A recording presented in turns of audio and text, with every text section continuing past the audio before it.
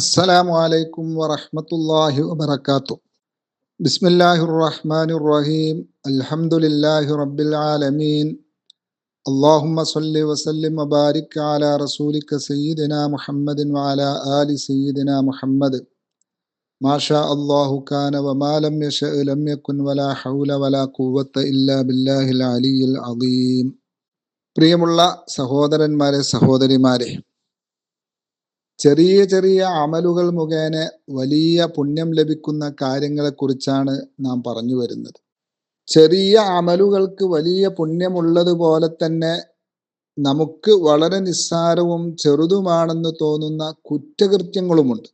അവയുടെ ശിക്ഷ വളരെ വലുതായിരിക്കും, താങ്ങാവുന്നതിലും അപ്പുറമായിരിക്കും. ജീവിതം നരകതുല്യമായേക്കാം അതുമൂലം.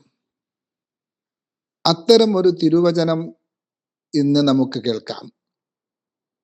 ബഹുമാനപ്പെട്ട ഇമാം അബൂ ദാവൂദ് റളിയല്ലാഹു തആല അൻഹു, ഇമാം തിർമിദി റളിയല്ലാഹു തആല അൻഹു റിപ്പോർട്ട് ചെയ്യുന്ന ഹദീസിൽ കാണാം, അൻ സയ്യിദിന അബീ ബക്രത റളിയല്ലാഹു തആല അൻഹു ഖാൽ ഖാല റസൂലുള്ളാഹി സ്വല്ലല്ലാഹു അലൈഹി വആലിഹി വസഹ്ബിഹി വസല്ലം. അല്ലാഹുവിൻ്റെ ഹബീബ് സ്വല്ലല്ലാഹു അലൈഹി വആലിഹി വസല്ലം തങ്ങൾ നമ്മെ ഉണർത്തുകയാണ്, മാ മിൻ ദംബിൻ അജ്ദറു അൻ യുഅജ്ജിലല്ലാഹു തആല ലിസ്വാഹിബിഹി അൽ ഉഖൂബത ഫിദ്ദുനിയ മഅ മാ യദ്ഖിറു ലഹു ഫിൽ ആഖിറതി മിസ്ലുൽ ബഗയി വഖതിഅത്തിർ റഹിം. അല്ലാഹു സുബ്ഹാനഹു വ തആല വളരെ പെട്ടെന്ന് ശിക്ഷ നൽകുന്ന, ദുനിയാവിൽ വെച്ച് തന്നെ വളരെ പെട്ടെന്ന് ശിക്ഷ നൽകുന്ന, അതോടൊപ്പം ആഖിറത്തിലും ശിക്ഷ ലഭിക്കുന്ന രണ്ട് പാപങ്ങളാണ്. ഒന്ന് ബഗയ്, അക്രമം ചെയ്യുക, മറ്റുള്ളവരോട് അനീതി ചെയ്യുക. അതുപോലെ വഖതിഅത്തിർ റഹിമി, കുടുംബബന്ധം മുറിച്ചു കളയുക, ബന്ധം വിച്ഛേദിക്കുക. ഈ രണ്ട് പാപങ്ങൾക്ക് ആഖിറത്തിൽ ശിക്ഷയുള്ളതോടൊപ്പം ദുന്യാവിൽ തന്നെ അതിൻ്റെ ശിക്ഷ വളരെ പെട്ടെന്ന് അള്ളാഹു നൽകും. അള്ളാഹു നമ്മെ കാത്തു രക്ഷിക്കട്ടെ. അപ്പോൾ രണ്ടിനം പാപങ്ങൾക്ക് ദുന്യാവിലും ആഖിറത്തിലും ശിക്ഷ ലഭിക്കും. ഈ ലോകത്ത് ലഭിക്കുന്ന ശിക്ഷ കൊണ്ട് അവസാനിക്കുമോ? ഇല്ല, നാളെ ആഖിറത്തിലും അതിന് ശിക്ഷ ലഭിക്കും. അള്ളാഹു നമ്മെ രക്ഷപ്പെടുത്തട്ടെ. ഏതൊക്കെയാണവ? ഒന്ന് അൽ ബഗയ്, അഥവാ മറ്റുള്ളവരോട് ദുൽമ ചെയ്യുക, അനീതി ചെയ്യുക എന്നത്. ഒരാളെയും ഒരു തരത്തിലും ആക്രമിക്കാൻ പാടില്ല, ദുൽമ ചെയ്യാൻ പാടില്ല. അല്ലാഹു സുബ്ഹാനഹു വ തആലക്ക് ഒട്ടും ഇഷ്ടമില്ലാത്ത ഒന്നാണ് ദുൽമ്. അള്ളാഹു ആരെയും ദുൽമ ചെയ്യുകയില്ല. അള്ളാഹു സുബ്ഹാനഹു വ തആല ഒരാളെയും ദുൽമ ചെയ്യുകയില്ല. ആ സ്വഭാവം അള്ളാഹു തആല നമ്മിലും ആഗ്രഹിക്കുകയാണ്. ആ ഒരു വല്ലാത്ത സ്വഭാവമാണത്, വല്ലാത്ത ഗുണമാണത്, ദുൽമ ചെയ്യാതിരിക്കുക എന്നത്. അത് അള്ളാഹു നമ്മിലും ആഗ്രഹിക്കുകയാണ്. അയൽവാസികളോട്, കൂടെ ജോലി ചെയ്യുന്നവരോട്, വീട്ടിലേക്ക് വിവാഹം ചെയ്തു കൊണ്ടുവന്ന പെൺകുട്ടികളോട്, മരുമക്കളോട്, അമ്മായിമ്മമാരോട്, മക്കളോട്, മാതാപിതാക്കളോട്, അന്യമതസ്ഥരോട്, നാട്ടുകാരോട് ഒന്നും ദുൽമ പാടില്ല, അക്രമം പാടില്ല. പരിശുദ്ധ ഖുർആനിലൂടെയും തിരുസുന്നത്തിലൂടെയും നിരവധി തവണ വാണിംഗ് നൽകിയ കുറ്റമാണ് അക്രമവും അനീതിയും.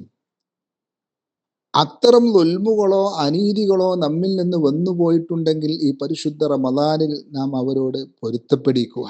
രണ്ടാമത്തത് എന്താ? ഖതീഅത്തുർ റഹിം.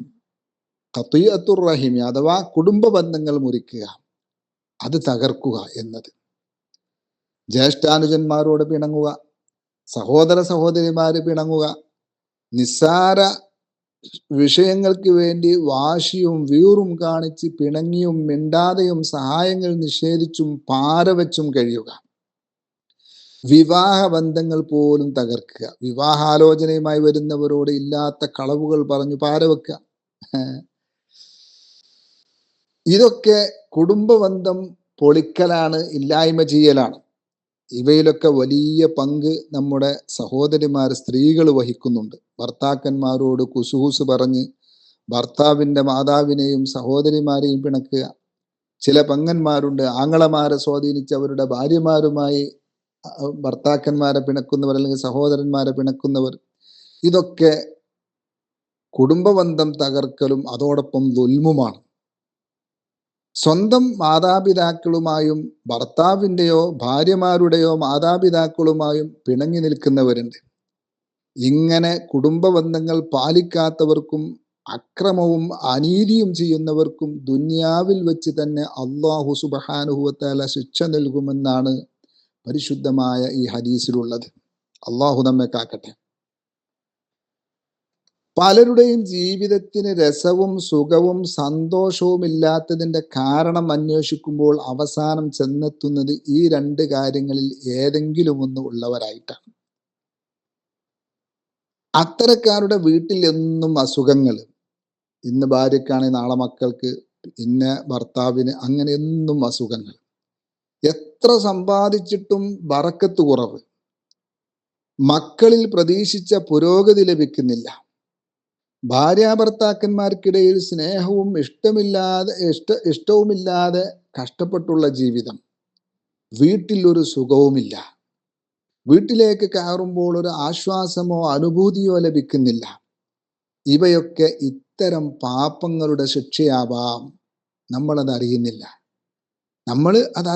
നാം ആരെയോ ദുൽമ ചെയ്തിട്ടുണ്ടാവും, നാം കുടുംബബന്ധം പുലർത്തുന്നുണ്ടാവുന്നില്ല. അതിൻ്റെ ശിക്ഷകളാവും ഇത്തരം അസുഖങ്ങളൊക്കെ. അതേസമയം കുടുംബബന്ധം പുലർത്തുന്നവരിലും ദുൽമ ചെയ്യാത്തവരിലും ഇവയൊക്കെ വളരെ കുറവായിരിക്കും. വലിയ ബറക്കത്തും സന്തോഷവും അവരിൽ കാണും. വളരെ കുറഞ്ഞ സമ്പാദ്യമേ ഉള്ളെങ്കിലും അതിൽ വലിയ ബറക്കത്ത് കാണാം. അവരുടെ കുടുംബങ്ങളിൽ അസ്വസ്ഥതകളില്ല, അസുഖങ്ങളില്ല, മക്കളിലൊക്കെ വലിയ ബറക്കത്ത്. ഇത് കുടുംബബന്ധം പുലർത്തുന്നവരിൽ പ്രത്യേകം അനുഭവപ്പെടും. വല്ലാത്ത ബറക്കത്ത് അവരിൽ കാണാൻ കഴിയും. അതല്ലേ നമുക്ക് വേണ്ടത്? ജീവിതം ഈ ദുനിയാവിൽ കുറഞ്ഞ സമയമേ നമ്മൾ ജീവിക്കുകയുള്ളൂ. ആ ജീവിതം സുഖകരമാവണം. അതിനുള്ള മാർഗമാണ്, വളരെ പ്രധാനപ്പെട്ട ഒരു വഴിയാണ് കുടുംബബന്ധം പുലർത്തുക. അവരോടൊക്കെ നല്ല നിലയിൽ പെരുമാറുക.